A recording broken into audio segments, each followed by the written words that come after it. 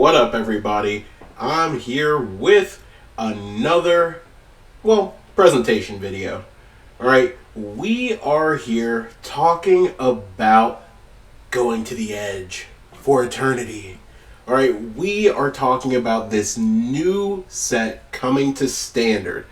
And in particular, we're going to talk about competitive Magic in space.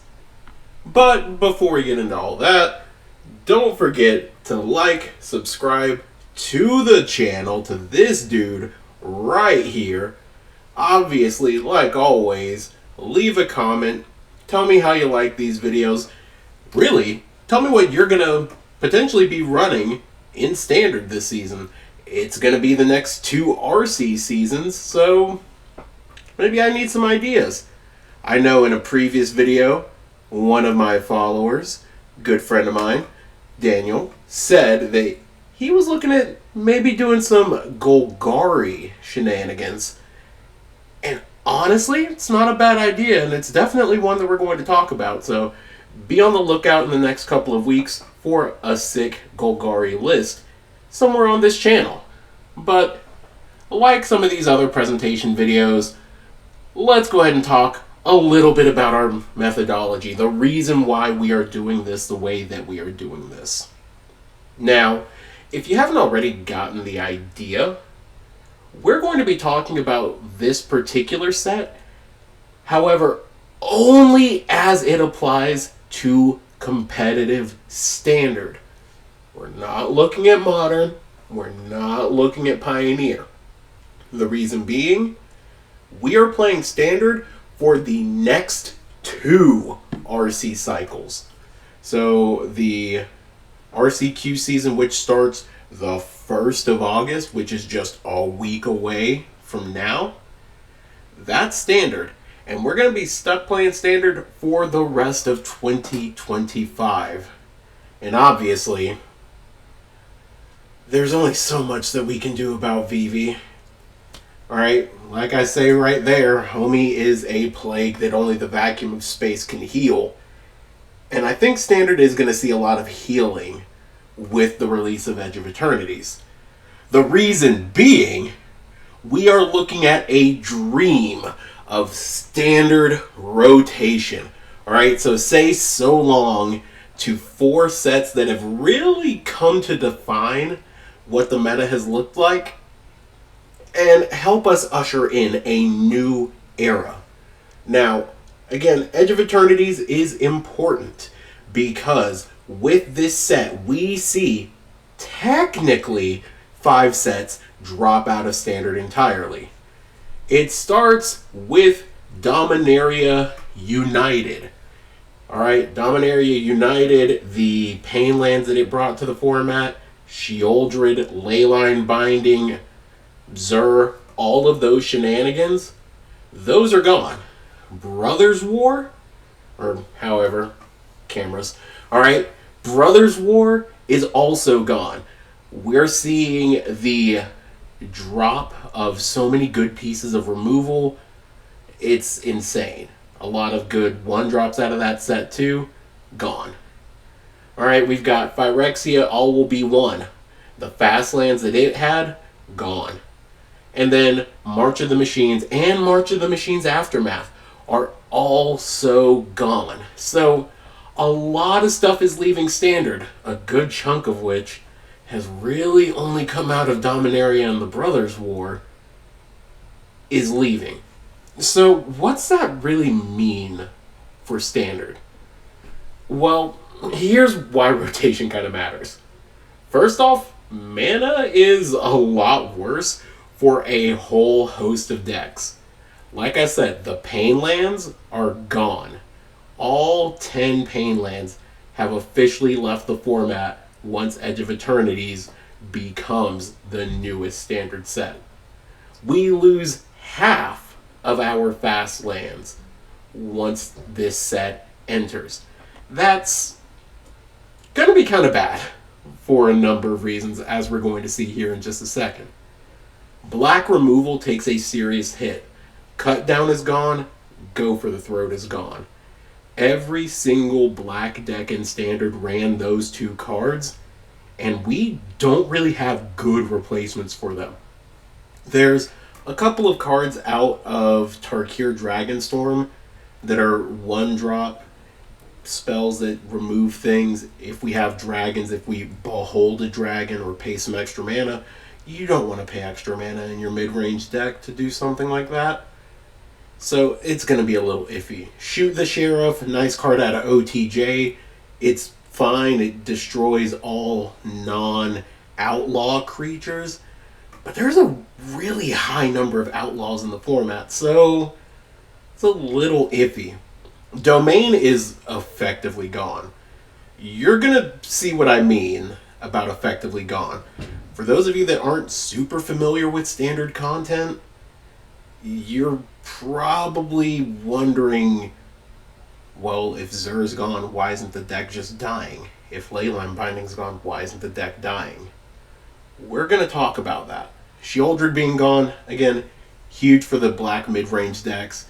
They lose out on something that just got to sit on the board and effectively stall out the game in their favor.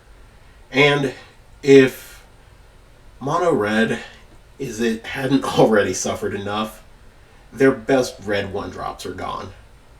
Alright, Monastery Swiftspear, gone. And technically, if you're thinking about the Gruul Leyline deck, they're also losing Cacophony Scamp out of the Phyrexia All Will Be One set. So we see a huge number of decks getting powered down because of this set. That being said, rotation matters because, again, we do see some upgrades. Very serious upgrades. Particularly upgrades to mana bases. With Shocklands entering the format, some things are going to change. We're going to see a couple of upgrades to some existing archetypes. I'm going to outline a lot of spells that will be good in some existing archetypes that may lose 1 or 2 pieces. Or if you're a Dimir or Golgari gamer, it's losing a lot. So I'm giving you some cards to maybe start tinkering with in addition to some of the existing tools that we have that haven't fully been explored from sets like OTJ and Tarkir Dragonstorm. And obviously with any new set, there is the potential birth of some new archetypes. This is particularly relevant for Standard because, again, with 5 sets rotating out, that is a lot of openness for the format to try and fill. A lot of those tier 2, tier 3 decks are gonna start to pop up more and more in challenges on the arena ladder and everything else. It might be in your best interest to try and get in on the ground floor of some of those archetypes while it's still rising, or because the first couple weeks of a new format end up being a brewer's paradise, if you want to take a look at the meta and try to craft something that you feel like is best tooled to beat it, then by all means, go for it. But we do have to talk about the Standard metagame. I'm a grinder. I'm out here constantly trying to get qualifications to go to these various RCs. And since we're focusing on Standard, let's take a look at least the top 5 currently of the Standard metagame. All of this data right here is pulled from MTG Goldfish, looking at realistically what's happened over the last 2 weeks. Dimir midrange makes up almost a quarter of the meta. Alright, Fairy Mastermind is on there. It's rotating. Enduring Curiosity and Flood Pitch Drowner. Those get to stay around, but losing out on a good flash card advantage threat is pretty important. I've seen some Dimir lists toying with a few of the blue creatures out of Bloomburrow to hopefully fill in that slot to give you additional threats, and that's a really good step in the right direction. But maybe there's more that can be done. It's about a $400 deck as it stands. Fairy Mastermind was about $7 to $12. Okay, you lose $28. You lose some of your removal, which is a little bit more. finding some of those cheap pieces to come through and replace those, it's going to be huge. The big problems of the format, though, the two Is-It decks. Now you might be thinking, how can there be two Is-It decks? They're the same color pairing. They should effectively be doing the same thing. And to an extent, you might be right, because both decks, as you can see, run Vivi Ornitier, but they're doing wildly different things. The Is-It Cauldron deck, which showed up at the last Pro Tour, wants to throw Vivi underneath an Agatha's Soul Cauldron to turn all of your creatures with +1/+1 counters on them into copies of Vivi, or at least have the ability to copy Vivi's activated ability, the 0 mana ability. Pair that with Fear of Missing Out, some other cards like Prophecydetic Memory, the Marauding Mako out of Ether Drift, and you're looking at a deck that stacks up all of these counters, allows your creatures to all make insane amounts of mana, and then potentially get a bunch of other activated abilities off of your opponent's creatures that go to the graveyard. And it's also mainboard graveyard hate. Vivi and Agatha alone, however, make up about 350, 360, if not more, in the value of that deck. That's a lot of money to be dropping. Is it prowess? It uses Slick Shot Show Off, it uses Stock Up, it uses a lot of the prowess threats that exist right now, alongside some good card advantage spells, alongside things like Storm Chaser's Talent, in order to make your creatures very tall with your prowess triggers and swing through for big amounts of damage. Vivi's there to use its activated ability. It is generally a 4-of in the deck, but you're not going to see the Soul Cauldron, so it's really just straight up, here's extra mana, go off. Golgari midrange popped up the moment that we started seeing the bans coming into effect. It and Dimir midrange rose back to the top of the metagame. Golgari loses out on a little bit of its mana base, but basically everything else in the deck is going to stay there. It is a nearly rotation-proof deck. The problem is, with some of the main board counter spells, the tempo plays that Dimir makes, Golgari hasn't necessarily seen the same level of play. And Gruul aggro, it's over there, it's somehow holding on despite the bans of arguably two of its best cards.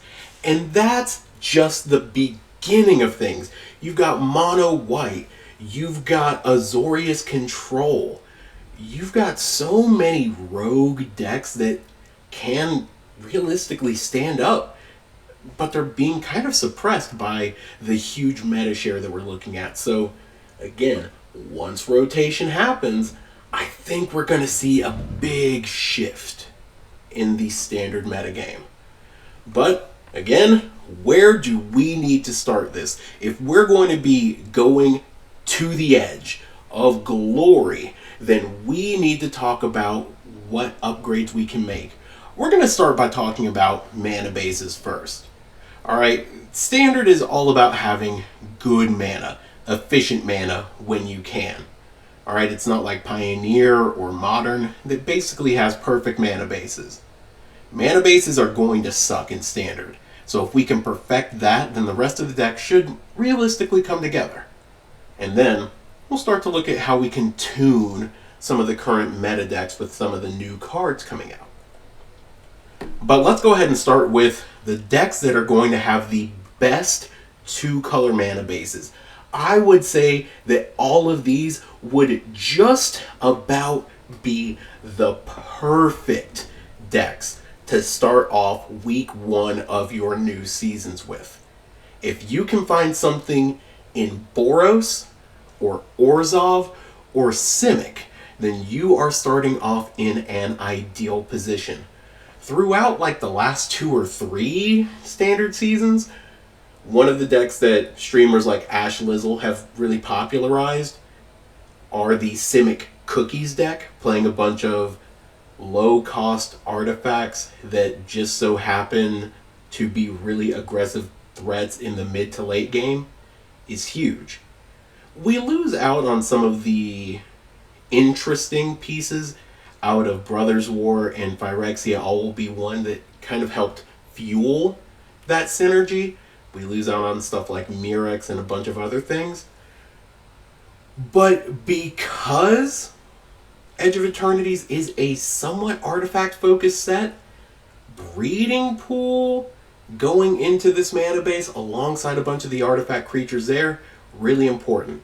Plus, these perfect mana bases have the fast lands, so any turn 1 plays that you can make are gonna definitely have their support. And you've got backup plans for the late game against control and mid-range when they remove all your other stuff in the form of your man lands. Restless Vinestalk, Restless Furnace, or Restless whatever, Restless Fortress, the Orzhov one, and Restless Bivouac, the Boros one, are all good mid to late game threats whenever you just need to get some additional advantage, things like that. Alright, Orzhov has seen a lot of play, and there was a rogue deck at the PT, the Orzhov Pixie, Orzhov Demons deck that, while it wasn't necessarily showing up a lot on coverage, it did have some good matches, some decent representation, and some really good pilots. I personally, if you go back and look at some of the past videos on YouTube, you'll see that I played a version of Demons, Mono Black back then. Maybe, just maybe, Orzhov is the way to go with it. You get all the good removal, cheap wraps in the form of pest control, and if you really wanted to do a couple different things, you've got Demons, you've got Pixie as viable options. Boros, sure, you're losing out on the traditional Boros things with Convoke, because Gleeful Demolition, one of the best cards for the Boros deck, is leaving. But with this perfect mana base and the abundance of red card draw that we've gotten between Foundations and some previous sets, and some of the white pieces that we're getting in this set, there's a lot of good Boros things that can be done. You've seen me run Boros Burn in Standard and in Modern on this channel. Maybe it's time to go back. Or maybe we want to try different versions of Leyline. There's, again, lots of options that we can go through with these decks. And this is, again, the week 1 place where I would say to start. If you want a good mana base that can do a bunch of things, start off with these 2 color ones. And then we get into some 3 color pairings. Now again, this is just where it starts. This is just a couple of the established decks branching just a bit. So we've had a Rakdos and, to an extent, like Mono Black Reanimator deck that has popped up in Standard. Why not just commit to Mardu? Alright, Push-Pull has generally been a card that has seen play in those Reanimator decks. Why not just lean into the full synergy?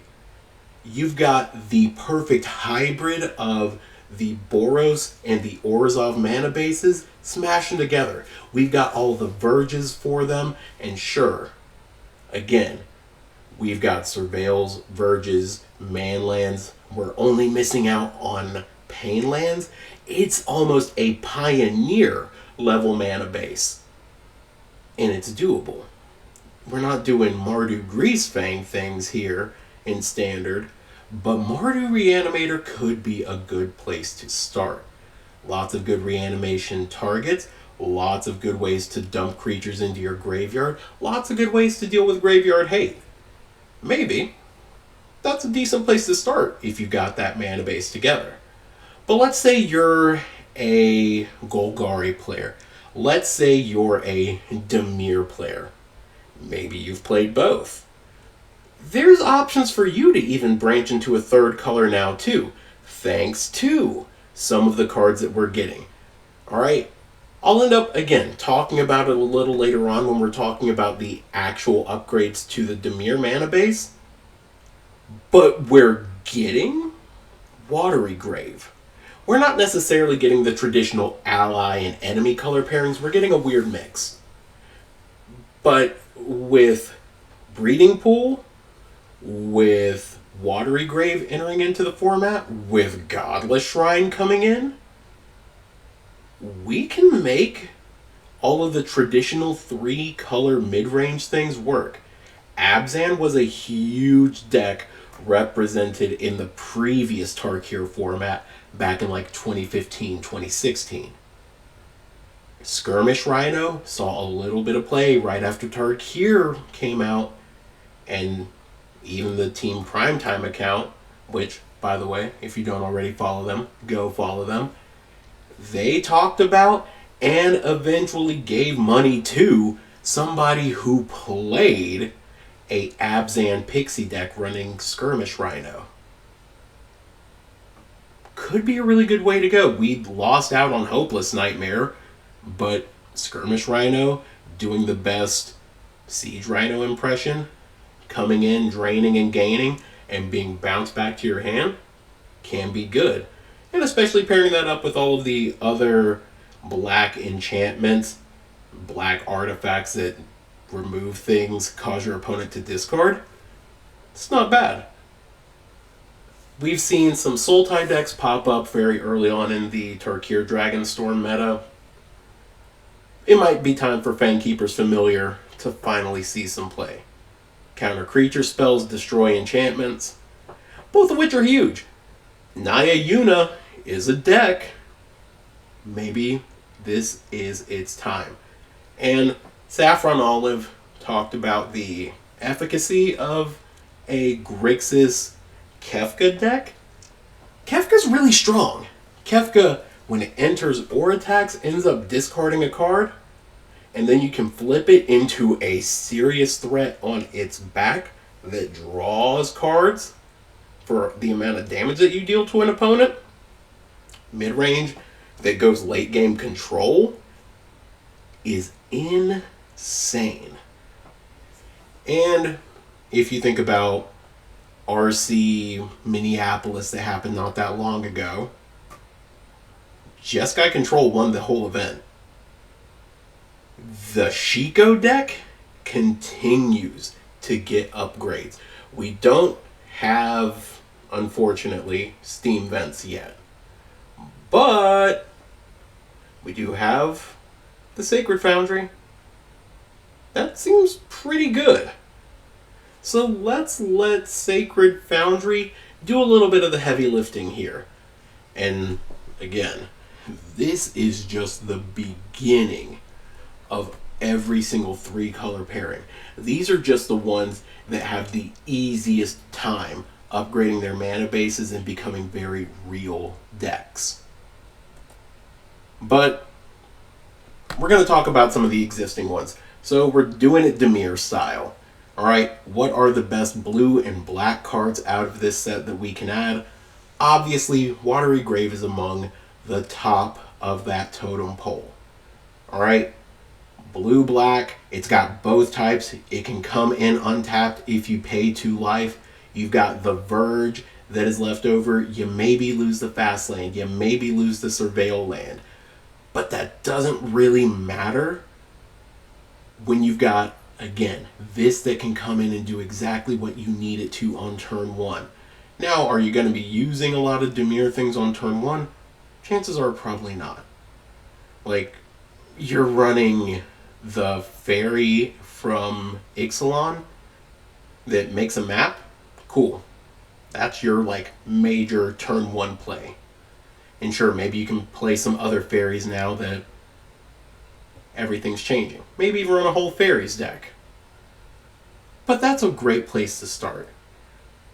Streamers went crazy when this card got revealed officially, but consult the star charts. We already have stock up. Let's add an extra version. Alright, if you kick it, you get to put 2 cards into your hand, and you get to look at the top X cards of your library, where X is the number of lands that you control. Alright? Just putting 1 card off of however many lands you control for 2 at instant speed is huge. looking a huge number deep and drawing 2, basically makes this an iteration on one of the older control pieces from a previous standard season. Kicking it's going to be a little bit of a pain, but if you're running a tempo game plan, if you're running stuff like 3 steps ahead, holding up 4 mana, not going to be a problem. Arch Enemy's Charm is definitely digging a little deep into the black toolbox, but having a 3 mana spell that exiles something, we're already losing out on Anoint with Affliction. This doing a version of that, nice. We can return 2 cards from our graveyard or Planeswalkers to our hands, not bad. Kaido's really the big Planeswalker that you want to run in the deck, but again, getting back Kaido and getting back a Flood Pit Drowner could be nice. Putting counters on a creature we control, really good. Keep in mind, stuff like Demon Wall says, it's not a attacker until you put counters on it. If you go turn 3, play an Unholy Annex after slamming a Demon Wall on 2, draw this. If you don't hit a 4th land, just going Arch Enemy's Charm to turn your Demon Wall into a life-linking threat is good. And especially with us losing Gix's command, this is kind of that toolboxy removal spell that we'd like to have. Now, this is where everything's going to get interesting. The Void keyword that this set gives us. Alright, we're getting 2 new keywords in Void and Warp. Void says if a non-land permanent left the battlefield this turn, or a spell was warped, you get to do this other ability, this bigger thing. Alright, Tragic Trajectory is a 1 mana, basically Tragic Slip. Alright, give something -10/-10. Indestructible threats like summon Knights of the Round can go away because of this. Alright, Indestructible dies when you think about state-based actions, like having negative power and toughness. Alright, now you might be thinking, okay, removing a non-land permanent. We have fetch lands in the form of Fabled Passage, but how else are we going to get that Void thing? Warping. And it says, if a non-land permanent left the battlefield. It doesn't just mean yours, it means your opponent's. So if you remove a creature from their battlefield somehow, if you remove a token from their battlefield somehow, or if they do it, congratulations, you can now void a spell out there. We don't have cut down, but this is about the best thing that we can do. We're probably not getting Fatal Push reprinted anytime soon, but Tragic Trajectory seems like a pretty solid card to add to this archetype. Now, thinking about other things that we can add here, Annul. This is strictly a sideboard piece. But if Simulacrum Synthesizer, if Naya Yuna continue to be things, Annul seems like the perfect card. Counter target artifact or enchantment spell. You can counter Impended Overlords this way. You can counter a Simulacrum Synthesizer being slammed on 3. This is an insane sideboard piece, and even potentially a main board one, if you really think about it. Last but not least, we have 0 Point Ballad. It is a 1 mana X Wrath. Alright, a black Wrath with X. Destroy all target creatures with X toughness or less. You lose X life. Losing life is definitely a bit of a problem until you think about Arch Enemy's Charm. If X is 6 or more, return a creature put into a graveyard this way to the battlefield under your control. It doesn't say from your graveyard. You can take your opponent's best threats. Now, obviously, losing 6 life and paying 7 mana into a single Wrath is a lot to ask. But if you're just straight up, let's say, Dimir control, because now with this you can kind of pivot the deck in a couple of different directions, maybe that's a good place for this card to go. Maybe this is a good spot. And who knows, maybe even using Archenemy's Charm to make those life-linking threats could be good. And obviously this is still going to be a deck that runs the Demon package. It's going to run Unholy Annex Ritual Chamber. If you kill one of their cards, bring it back, it just happens to be a potential demon, cool, your stuff is going to get a lot better now. So, just some things to keep in mind.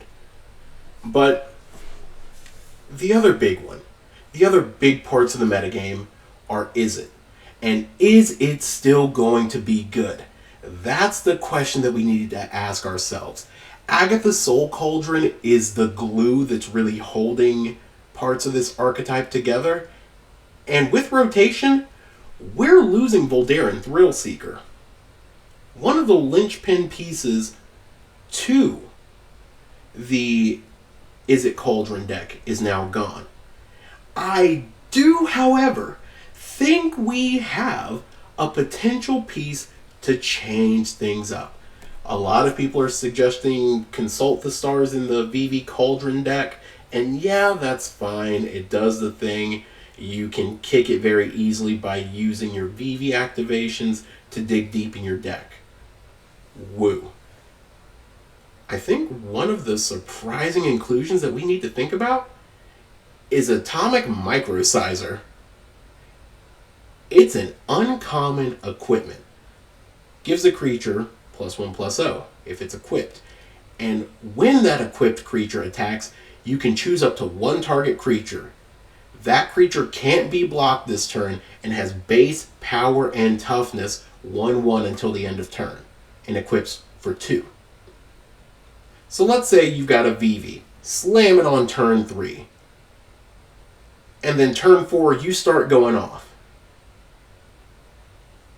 You don't have Voldaren anymore, but if you use an Atomic Microsizer as part of that VV Insanity turn, you can make VV not only unblockable, but technically better statted than it was the turn that started. VV is an 0-3 with its base stats. This turns it into a 1-1 when it attacks that can't be blocked. Technically a 2-1 that can't be blocked. But all of those +1/+1 counters stay on it. So it's a 2-1 and then however many counters you add. Equip that to VV somehow, and then, oh, I get to use its 0. That +1/+0 and all the other counters are already there, and that's not bad. Microsizer on 1, Cauldron on 2, VV on 3, and start going ham, and equipping that to VV is a really good turn. Thinking about the Is It Prowess deck, one of the best cards that they get out of this set is Plasma Bolt. Now, on its face, it's basically a bad version of Burst Lightning. 2 damage to any target at sorcery speed. Ugh. However, if something triggers Void, it becomes an upgraded Lava Spike. Now keep in mind, we've already got upgraded Lava Spike in terms of Bolt Wave. Bolt Wave says 3 to each opponent at sorcery speed. Plasma Bolt says 3 at any target. You can throw it at a creature. You can throw it at a planeswalker. That's a pretty good upgrade for Lava Spike. That's a pretty good upgrade for Bolt Wave. That's a really good upgrade to just burn decks as a whole. Or at least the standard and maybe Pioneer versions of the deck. This isn't going to replace Squat Diddly Doo-Doo in Modern, but hey, there's only so much that you can say. Alright, thinking about the other decks that are obviously going to end up seeing a lot of play, Golgari. Alright, it is garbage slop season out here. Alright, you can make Golgari as spicy as you want to. Cards like Timeline Color give you an actual hasty threat in black that you can pay its warp cost for. 1 mana, 2 life, and you get this creature that can just come out here and swing, and then it goes away, but oh, I can pay 2 for it the next turn and swing again? That's huge. Its warp ability also triggers Temporal Intervention, which costs 2 less if a thing gets warped or if a non-land permanent leaves. And guess what? It's a common version of Thoughtseize with just that little bit of restriction here. Timeline Color on 2 with an extra land means you get a threat and a Thoughtseize in Standard for just 2 life. That's an insane turn 2 that you can potentially have in Golgari slop decks. The other stuff that you end up getting here that also helps trigger Void and also ends up being really good for removal are things like Sammy's Curiosity, which gains you 2 and makes a lander token. You can start thinning your deck and getting basics out of it. Golgari has a lot of those. You've got Diplomatic Relations, which is, as many people on Twitter are saying, a design mistake. But you can make your opponent's creatures fight each other. Or you can make your own creatures deal lots of damage to your opponents. And one of the big creatures that definitely gives off garbage energy is Cosmogoyf. Cosmogoyf is Tarmogoyf in space. Its power is equal to the number of cards you own in exile.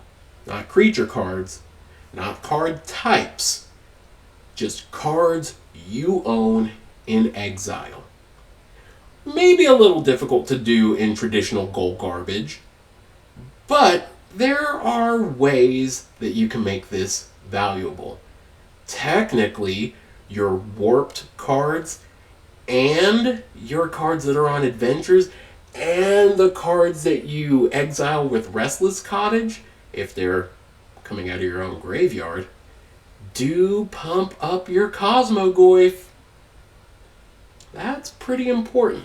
That's pretty impressive. And that's something that makes Golgari just move up a scooch when we think about the coming metagame. Now, you might be thinking, why is there no love for Gruul? First off, go outside, nerd. Get. Gruul knows what it did. It really warped the metagame for a while. You're not losing anything valuable. Alright? Woo, you lose your fast land. Congratulations. You get the shock land. Oh, I lost my pain land. No one cares. You're dealing us pain. Just find new sideboard pieces. Again, touch grass. I say this as someone who played Gruul at the Pro Tour. I also need to touch grass. Alright, but obviously we're not just looking at the top of the metagame, we're looking at like the whole metagame. Mono white was already a very hateful control deck. So why does it get to be so much more hateful?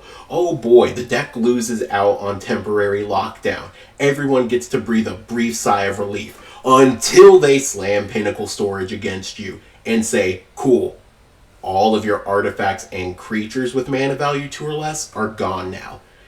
It's not all non-land permanents. It's specifically artifacts and creatures. This is going to be a little bit of an issue for the mono white decks because they do play things like Carrot Cake, which make rabbit tokens, which get exiled under this. But if you pay 8, you can put each exiled card, each exiled card into their owner's graveyards, and then make robot tokens for each one of those. That's a beating. And then white gets a lot more hate too. You get hard light containment where you can enchant an artifact and boom, you now have a version of Chain to the Rocks that also happens to give the artifact that you're putting that on Ward 1. Seam Rip is a new version of Portable Hole that doesn't die to Pinnacle Star Cage. You can just exile a non-land permanent with mana value 2 or less under it until Seam Rip goes away. Alright, congratulations. New hole unlocked. Seam Rip is doing insane things. Focus Fire deals a lot of damage to an opponent's attacking or blocking creature. Alright, Elspeth's Smite is gone. But now we can deal damage based on the number of creatures and or Starcrafts you control. We're not playing any Starcrafts in this deck, but we are making an obscene number of tokens, particularly creature tokens. Cool. It's gone. And it gets upgraded with each new token that we make. Beza, Fountain Port, all of these things make tokens. White decks are cooking in the most hateful way possible. And let's say that they wanted to maybe actually impact their board. They've got Elspeth, but now they've got Exalted Sunborn to help make more tokens. Warp this out on 2, or warp this out after you throw an Elspeth on board, and congratulations, you're now making 4 times the tokens. Vomit.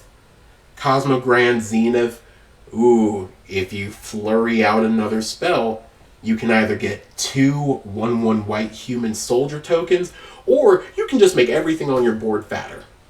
Because why not? And again, it's whenever you cast your second spell. If you get multiple of these out on the battlefield and multiple second spells are being cast, you're just vomiting creatures and making everything thick. Lightstall Inquisitor. Probably one of the most hateful 1-drops I've seen a white deck get in a minute. 2/1 Vigilance. So it's Savannah Lions, but better. It's an angel wizard. Whenever it enters, each opponent exiles a card from their hand. Now, they can play those cards for as long as they remained exiled. If they pay 1 extra, if it's a spell, or if it's a land, because they can exile a land this way, that land has to enter tapped. There's definitely going to be a judge call when someone plays a Lightstall Inquisitor, their opponent exiles a shock land under it, and then they try to shock out the shock land, and then, lo and behold, it's tapped no matter what. First-time players are going to get got by that. Hopefully experienced players, and those of you who are watching this video, won't be. Esteli Reclaimer gets to bring stuff back. Oh, I destroyed my Pinnacle storage, warp this out, now it's back. Oh, my Esteli Reclaimer's in its special warp zone. Now I play it for 5 and I can get back an Elspeth or basically anything from my graveyard. This thing is insane. White has a lot of catch-up power now, and it's got the ability to throw hands. Fear the mono-white deck. You should also definitely fear the mono-green deck. Tifa mono-green has seen a huge uptick in play. And by God, it's raining land. Lander tokens in the Tifa deck go crazy. Frenzied Baloth in the Tifa deck, making sure that your creature spells can't be countered, goes crazy. Saz's Chocobo can't be countered. Lands, make sure that, hey, now this is big. You've got a 3/2 trample haste threat. Congratulations, turn 2, you can potentially swing for 5 damage. That's a lot. That's a lot for any deck to deal with. Diplomatic Relations obviously goes in the mono green deck because You want to clear the way for your things. But Loading Zone and Might Form Harmonizer are great inclusions now too. You can warp out an enchantment that says if you would put a counter on any creature, spacecraft, or planet you control, you put twice that many on it instead. We got Doubling Season in Standard already, but a 1 mana version of it is crazy. Alright, Saz's Chocobo immediately goes from just 1 to now 2 1/1 counters. Mossborn Hydra goes immediately from 1 to 2. Play a Bristly Bill and this, and you start just throwing out so many counters on your creatures, and then Might Form Harmonizer just doubling the power of target creatures. Tifa trigger on this trigger, and then another one when you crack your fetch lands.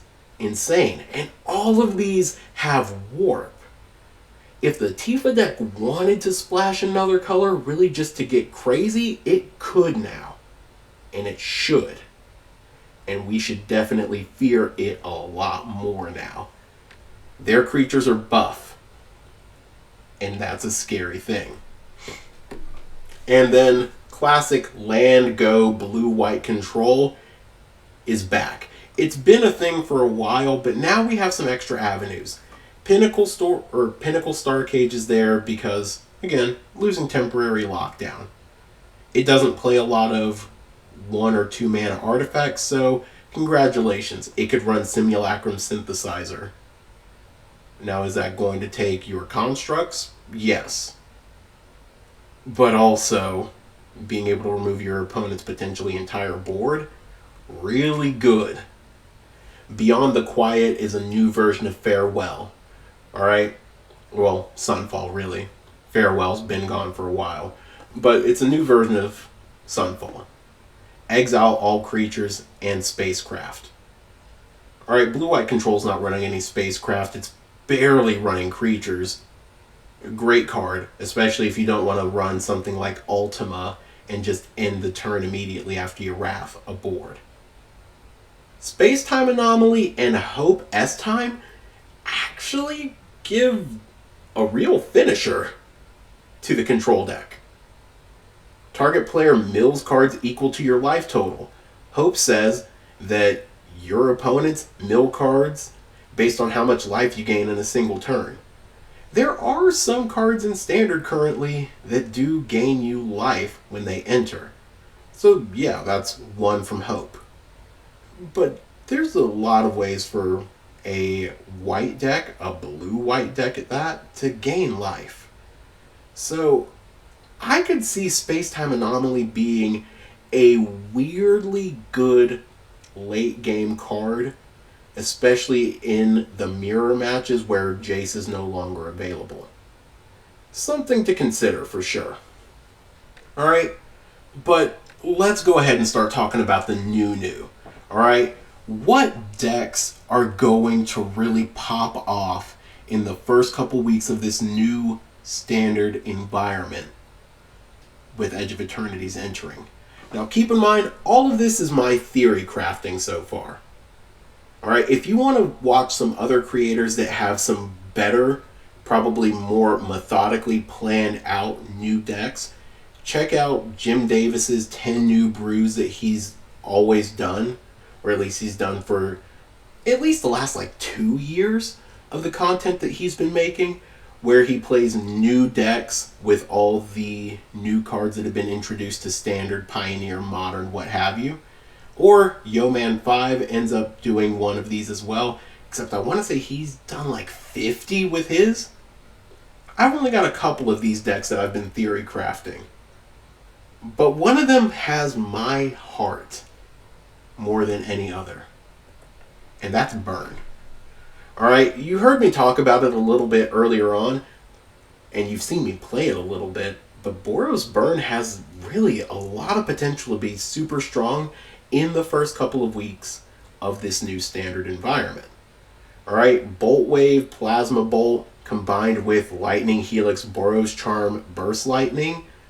Alright, in just Those 5 spells alone, you can basically guarantee 20 slots. Perfect mana base alongside that. Play a couple creatures. Definitely play some copies of Slickshot Show Off and the Emberheart Challenger, and you're good to go. Play Self-Destruct. Self-Destruct plus Plasma Bolt guarantees you a lot of damage. If you go Self-Destruct on a Slickshot Show Off, that's 3, plus Plasma Bolt deals another 3 to your opponent. That's a lot of damage. And if you can chain some of these things together, it goes absolutely insane. You can also still run the Wilds of Eldraine card, the one that has the Fling Adventure half and the Black Creature half, if you wanted to try a Mardu thing there as well and keep the mana curve low and not run Self-Destruct.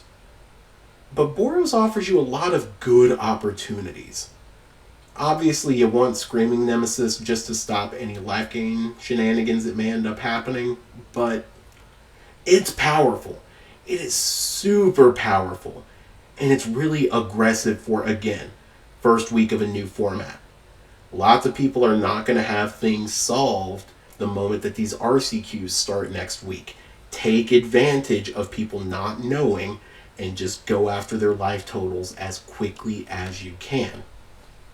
Now, there are other versions of this that you can run. You can do, as I've said on Twitter, kind of a Boros Feather thing. There's a couple of cards, one white card, one white sorcery in particular out of the new set, that puts a +1/+1 counter on a creature and draws a card.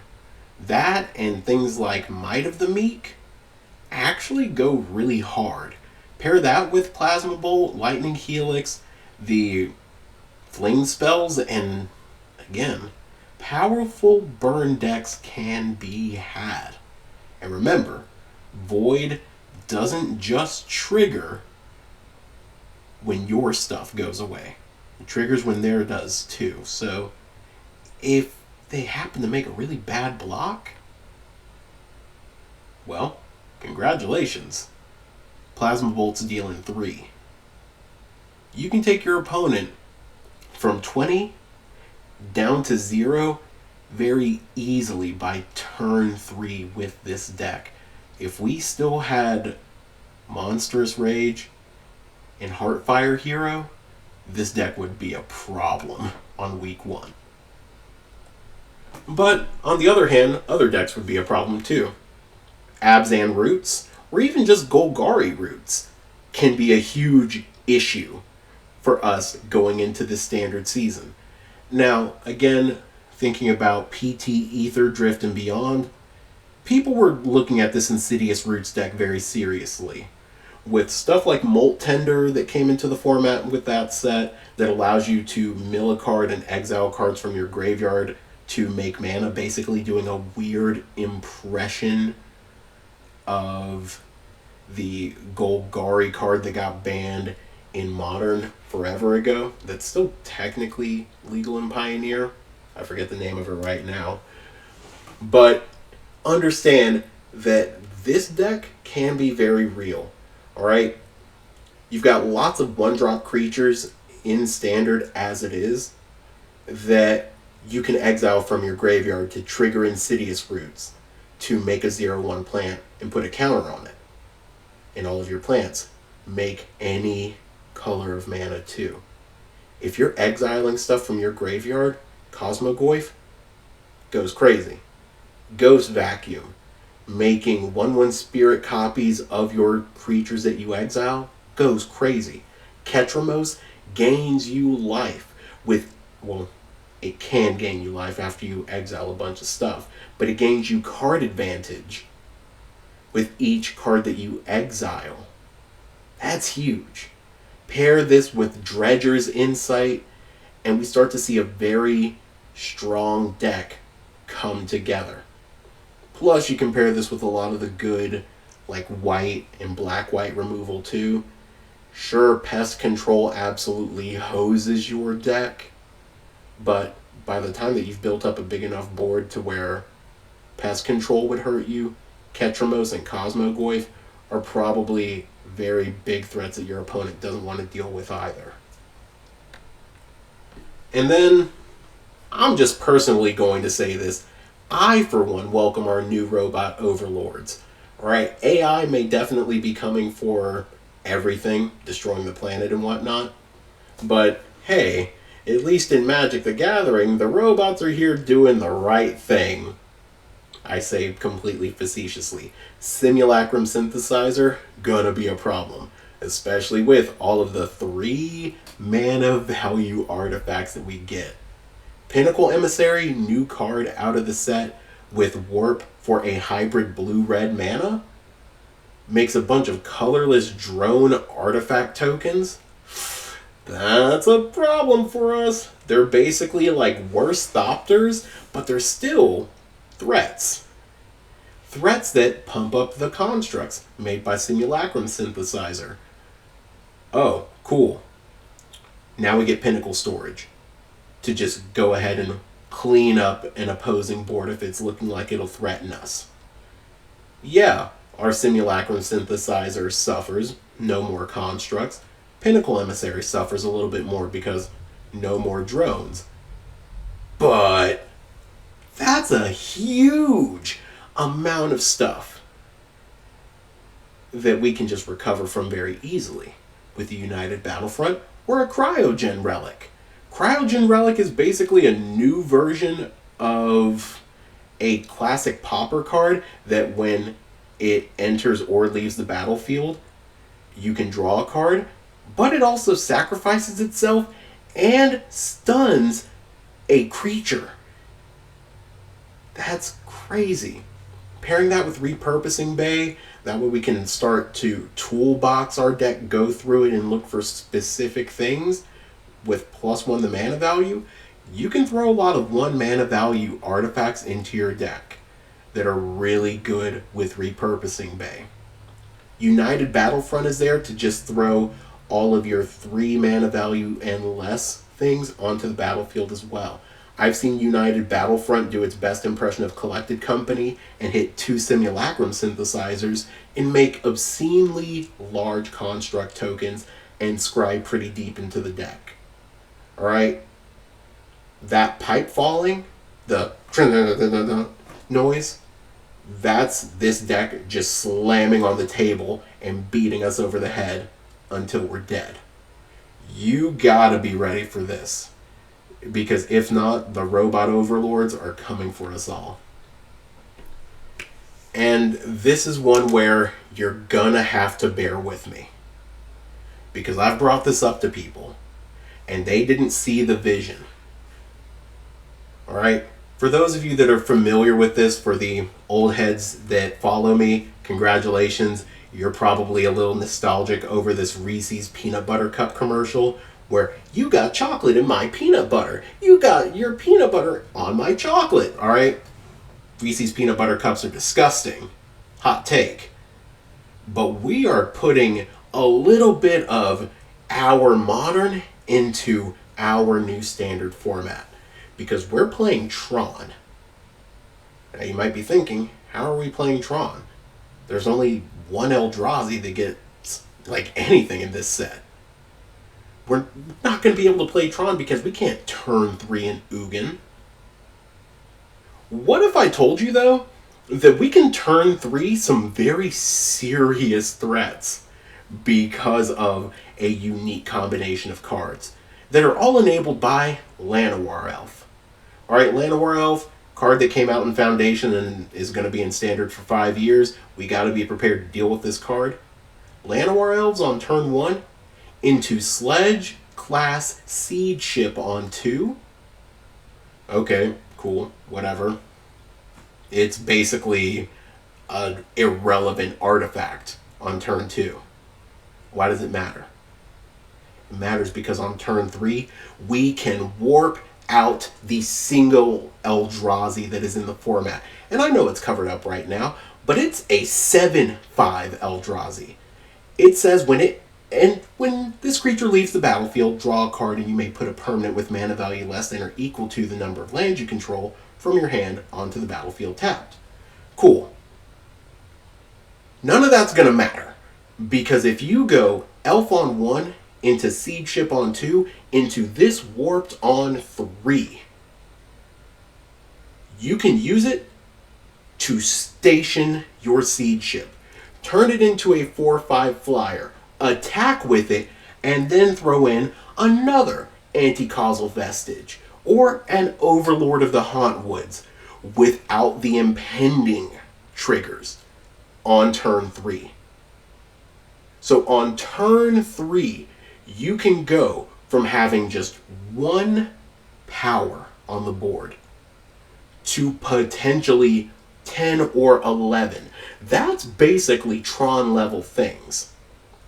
Now with Overlord of the Hauntwoods, you make an everywhere land token. With Anti-Causal Vestige, if you end up doing the warp ability, congratulations. When it leaves, draw a card, throw a land onto the battlefield. You ramp a little bit. Guess what? Since this is basically a mono green deck, you can run some of the good utility lands out of this set, including, well, rather not out of this set, but out of standard sets.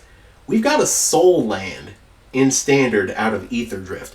Sure, your speed has to reach 4 before it starts making 2 mana. But that's not going to be hard with a flyer.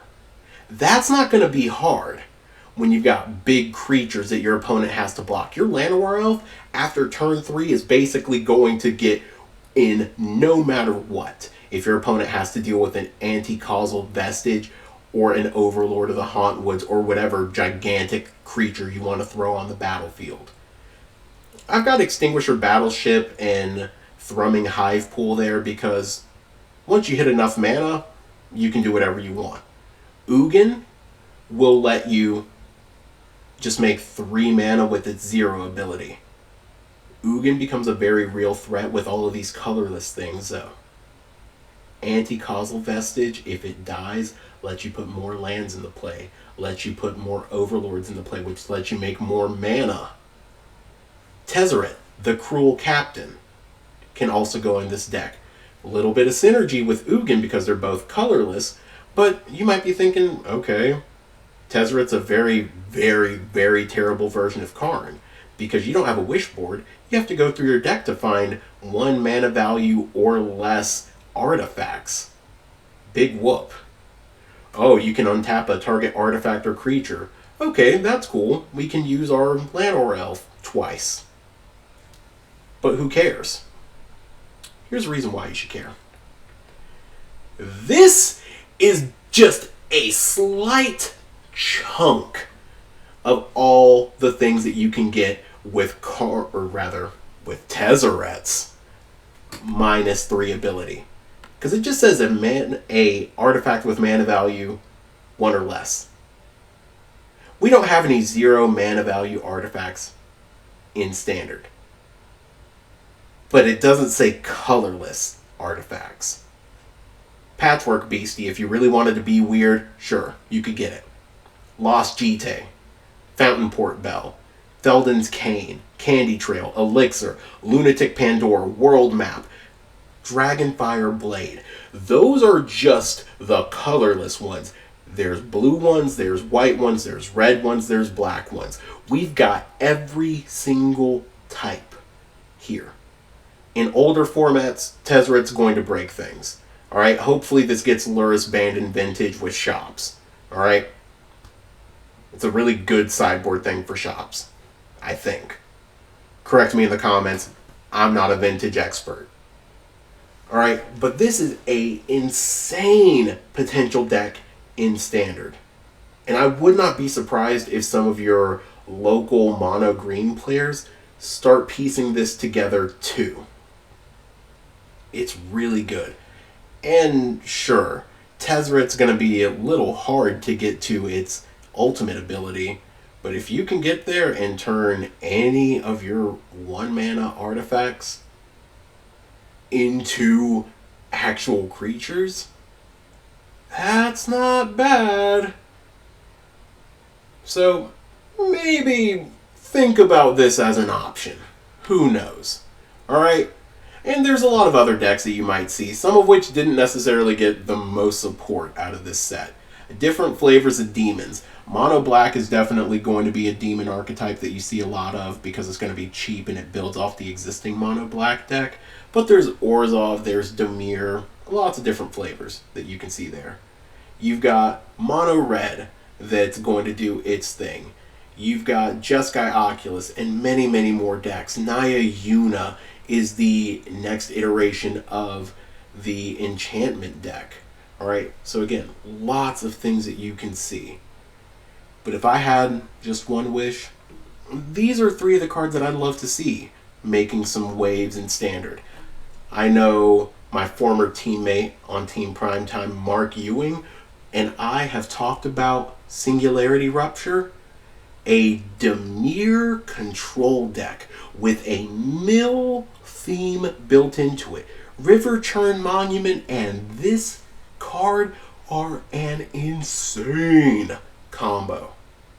Love to see them pop off together, and maybe they could. Scrounge for Eternity could go really well into some of the like Orzhov and Golgari Sacrifice decks that have started to kind of pop up here and there in Standard. Maybe this will be good to just bring back a great creature that you mill over. Maybe there are some relevant like cards that I haven't paid attention to that are good to unearth that are 5 mana value or less. And obviously, I want to see Ragost end up teaming up with Yigra to make the most delicious food deck possible. But another thing that I wish I could see is seeing you hit that subscribe button, joining up into this community, and letting me know what you think of the video. RCQ season starts next week. We're going to see this set drop on Magic Online sometime next week. So we might see just a week break in the format. Right? You might see a week break in some of the content that I play. Who knows? Maybe next week I'll do a tour of my Commander decks as I'm preparing and trying to panic and buy some of these awesome Edge of Eternities cards. But until then, until we start playing Standard, until the next video, I'll see y'all later. Peace.